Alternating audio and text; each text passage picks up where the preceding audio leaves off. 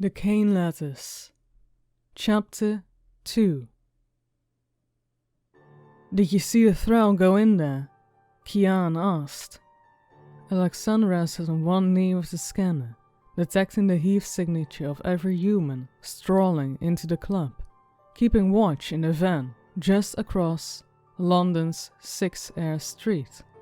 The community buzzed with fervor as she and Cain surveyed the area inside the van. The Friday night glorified in the splendid debauchery and white and yellow light of the neon sign. Alexandra felt Cain sitting there, waiting for her to say something. Instead, she kept watching on the scanner. Her eyes pressed into the device. Her heart pounded. She held her breath. For countless minutes, blazes of red and yellow patterns, outlined bodies strolled across the screen. Nothing else. She bit her bottom lip. "I swear, the thrall is in there," she said. "Do you see it?" Cain responded.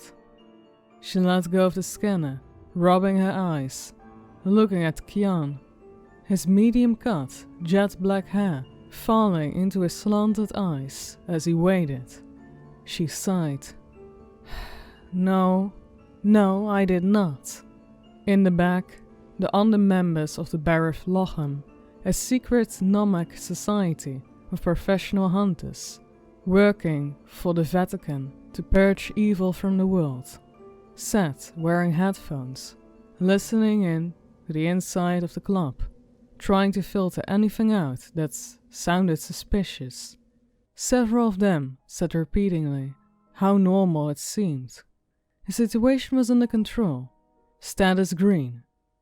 Others shifted in their seats, itching to get there and hunt down the target.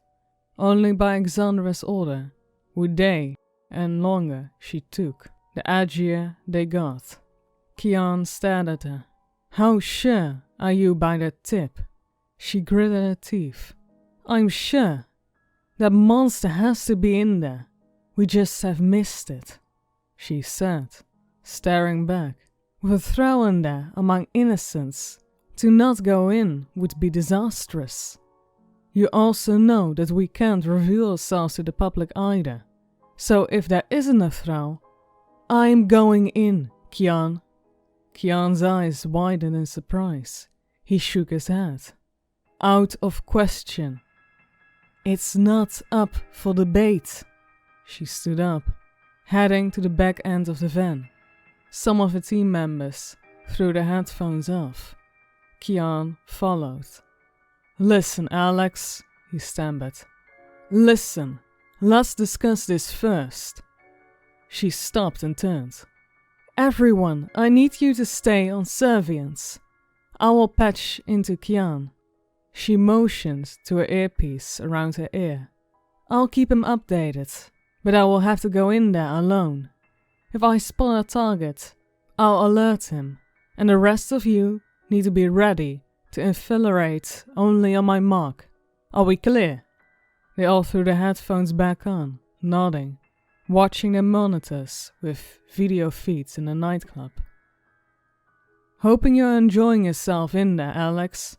A lot of dancing going on." Alex smirked at Cain's comments. She followed her long auburn hair over her earpiece, and her ear as not as aroused suspicion. Eyeing around, she felt nothing but the haze of heath and arousal and mixed beats saturating the air. The sounds shifted in her chest and pounded. She started to wonder where the thrall hid, because she was certain that it stood close by. "Not my scene," she said. "So do you see the thrall or not?" "I can smell it. Sick, pathetic monster." It wasn't hard for her to smell it. Simpletons would dismiss it as a vile stench of some kind. She knew better. In her years of hunting rogue vampires and thralls of the dark world, heated by already deep personal vengeance. She could smell them clear across rooms. Well, scout around the club until you found the damn thing. Don't rush me. She headed towards the far wall, pressing her back against it. She scanned the dance floor, the soft cushioned seats and high balconies. Who are you to judge? She chuckled with a little smile. Watch and learn, Kian. Watch and learn. She turned her gaze to the man approaching. You see this? The man winked, and he swaggered up to her, wearing a form-fitting polyester electric blue shirt, a golden cross necklace, and a silk white trouser. The impression came across as the type known by the term lounge lizard or playboy, or more generic term, clubber. His glazed eyes radicated drugs and alcohol, possibly a hard-on and, hopefully, dirty sex for the rest of the night, she imagined. Alexandra sighed. Don't tell me that's the thrill we're looking for. Hey there, lass, he said, licking his lips. What do you like for breakfast? She crossed her arms, tilting her head inward, smiling halfward. I don't like breakfast. He lifted his eyebrows repeatedly. Oh, after you get with me, you gotta love breakfast. Funny. I was not aware the club served eggs and bacon. He scanned her up and down, sweat beaded on his brow. Wow, he's a real winner. Okay, time to be real. I'll bill you a drink. Whatever you want, lass. She stared at him, little icier than before. Only if you're a vampire. I am if you want me to be. She shook her head. No, I would have to kill you if you were. She opened her long leather coat a little, just enough to reveal a steel piece, the barrel scrolled, and the hand adorned a little silver cross, latched onto a nickel-coiled belt. The gun drew his eyes, and a narrow waist and curves under the crimson-red tight leather trousers and red flat-collared shirt. However, he swallowed at the sight of the big gun, not a smooth figure. He was reduced by a sniveling pile of stutters and excused himself to go to the loo. Alexandra smiled and nodded.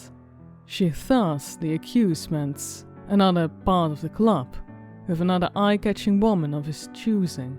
Pretty excuses aggravated her. She sighed and smiled.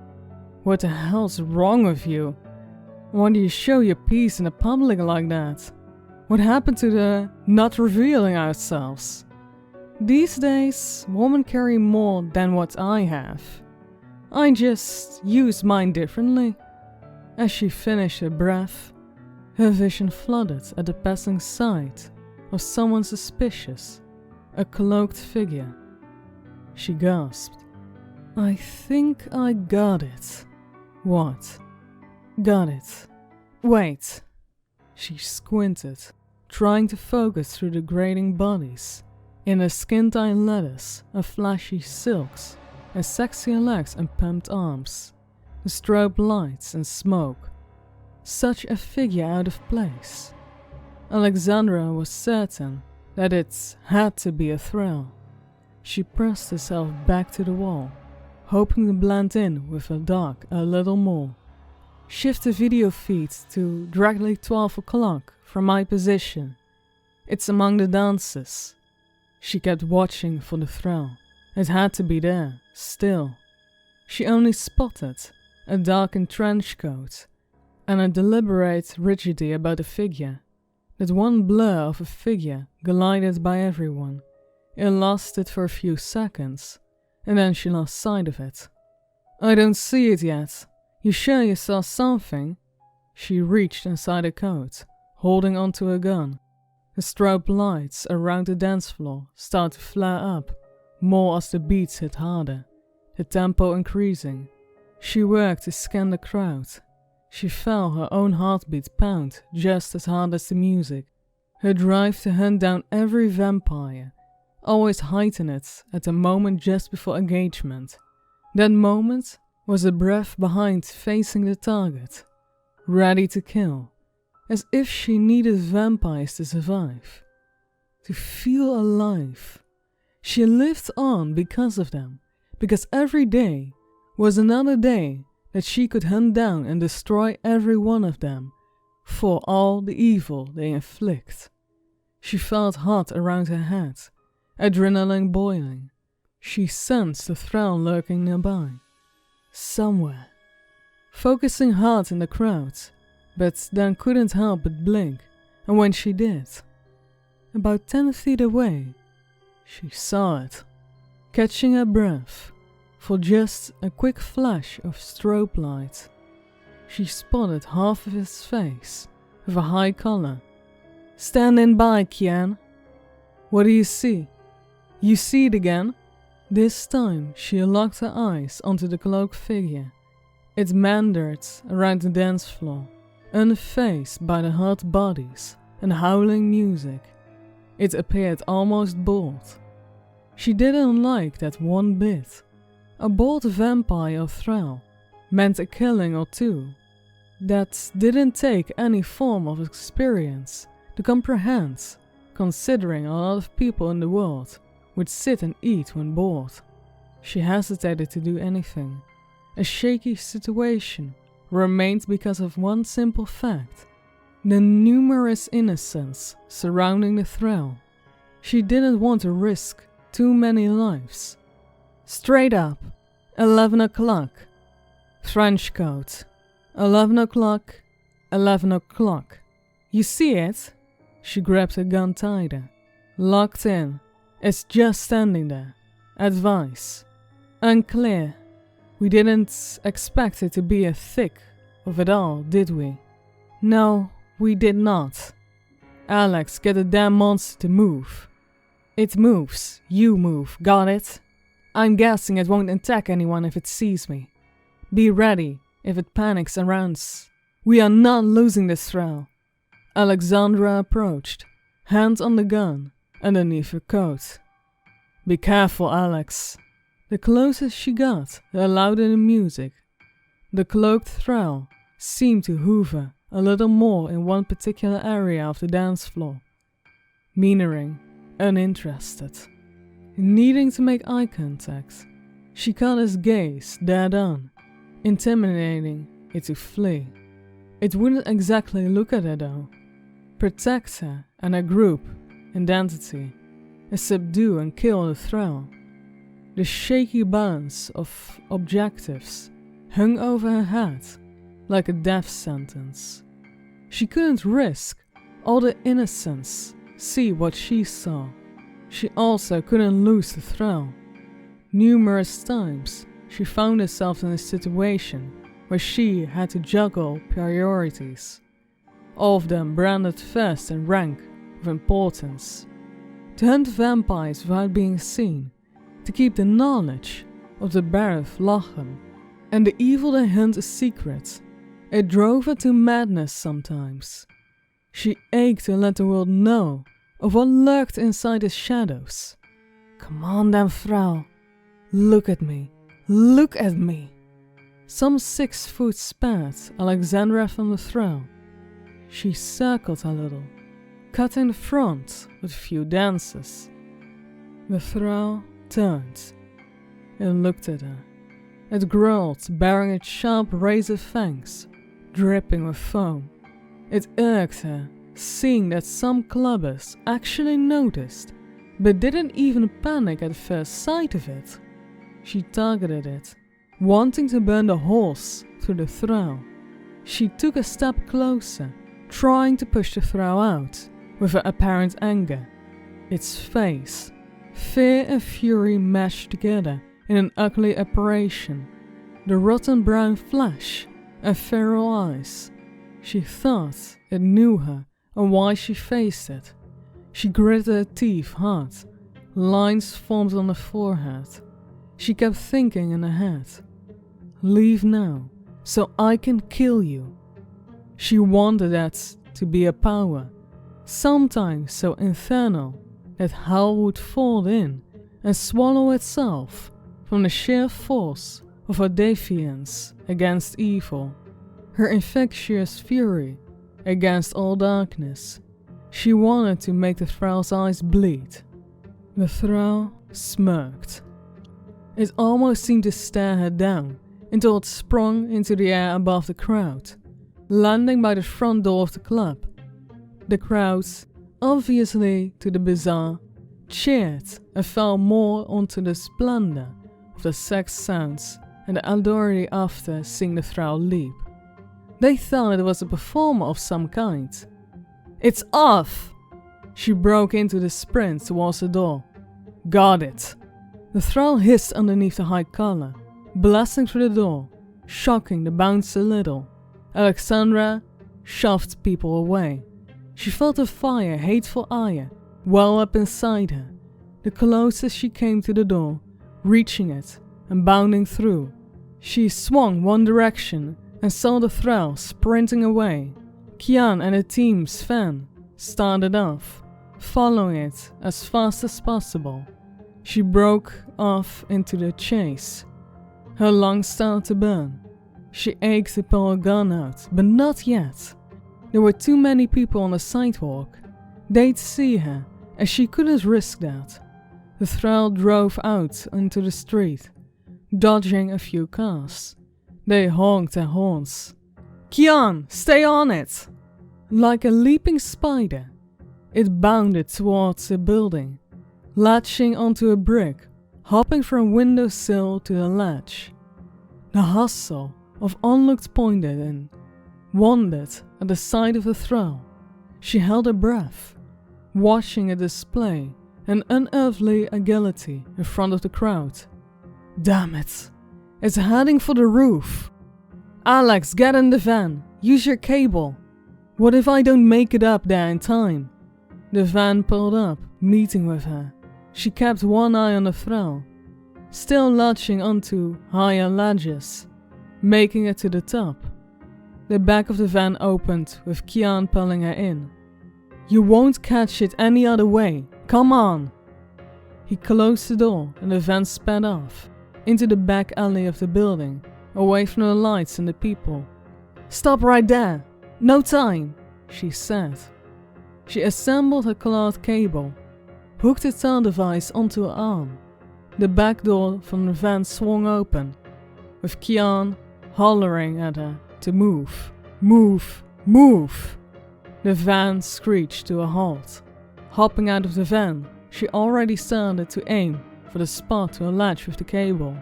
She gritted her teeth and prayed that she make the shot. "Come on, Alex! Go! Go!" Kian said. She fired. The cable shot straight up and over the roof. She exhaled, watching it land. She pressed the button of her device, the cable to reel in, feeling a tug. She knew she caught something, and then the cord shot her straight up. She held onto her arm as the air whipped around her. Her eyes teared. Upon reaching the roof, the whiplash came. She flipped herself over to avoid flying head first on anything. She landed flat, rolled, and the moment she planted her feet on the roof, she pulled out a gun. She held her breath, swinging the gun left and right, above and behind. She smelled the thrall. It hadn't fled from the roof, yet. She whispered, "Come out, thrall. Come on." Alexandra took a few careful steps, closer to the center of the roof. She narrowed her eyes to better see through the darkness. She heard faint sounds of traffic, sensed flickering stoplights and neon signs rising from below. "I can smell you." Thundering crashes in the dark sky. A gentle rain pattered down on her, making it harder to scan the rooftop. She held her breath, thinking she heard a noise from left, then the right, a scuffle, a breath, a whisper. She saw it by two shadows, firing her gun 3 times. She growled as smoke wafted upwards from the muzzle. She missed. "You should have brought more than your gun, hunter," the thrall said. "I do not need to bring much." "You can't kill me," she smiled. "Only when I use ultraviolet rounds." The thrall howled in fury at the sound of that. It understood what she meant by ultraviolet. Alexandra held her breath, waiting for the thrall to come out. She felt her heart beat once. The thrall roared. A blood shot before her, knocking the gun out of her hands. She gasped and growled, feeling the sting in her fingers. Looking up, the thrall stood in front of her. She witnessed the ugliness. Its red eyes pierced her. She saw its long fangs and matted long black hair, and felt her rage roil inside her stomach. It hissed and hauled at her as it came forward. She grappled with it as it opened wide, wanting to sink its teeth into her neck. She grunted, mustering all her energy to toss the thrall to the side. It spat at her as she threw it down. She scanned for a gun, tossing her coat off. She felt her lungs shake with adrenaline. The thrall dove fast for her chest, this time wanting to rip her ribs open. She clenched her teeth and leaned back. Seemingly in slow motion, she watched the thrall sail over her and then lash out with its claws. She bent her back farther down and felt the ground with her hands, escaping the thrall, feeling the stretch and hanging on as tight as possible. She saw the thrall roll over her and back onto its feet. She grunted, tightening her gut as she pulled herself back upwards. The thrall then raged towards her head. She expected it from a thrall. They were relentless, feral, hungry and threatened. She roared as the thrall gathered itself for another attack. As she threw a front handspring, she swung around to face it. It dove for her again, claws out. Not every day passed when thrall had to fight so hard to overtake its prey. She mused. She gritted her teeth and grasped its claws, grappling it, pulling. A roar escaped her throat, spinning it around and taking a quick breath to snap it, her face with a fist. She broke its nose. Blood splattered a little. She dove her fingers hard into its throat, kicked it with a knee, sending it down. She backhanded it hard. The thrall howled, standing up and clawing at her, throwing herself onto her back handspring. Relentless thrall tried to cut her with his claws, barely missing her flesh. She sensed the edge of the roof getting closer and fought hard to break her momentum. She dove to one side, missing the edge of the roof by her feet. Alexandra then witnessed in sheer shock at the sight of her leaping off the building. She screamed in anger. She lost. She lost by letting it escape. The thrall flew up in rage, giant bat-like wings holding it in mid-air. Mouth open and empty, mind empty of thought, and of the sight of it. It hovered in peace with the rain, staring at her in a way only Enigma could explain. Its trench coat flaring with the night winds, open tears, the material making room for its wings. It whispered a deep laugh. She stood up, fuming, thoughtless, baffled. She wished she could meet up with and tear out its eyes.